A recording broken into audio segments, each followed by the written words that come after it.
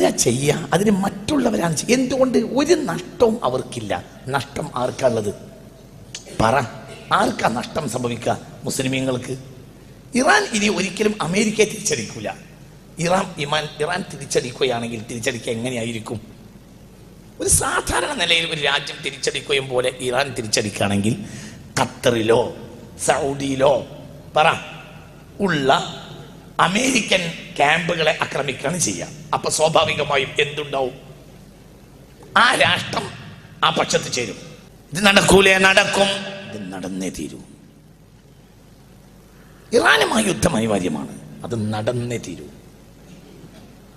അത് ഫിത്നത്തുൻ അമ്മാഉ സമ്മാഉ അമ്മിയാ.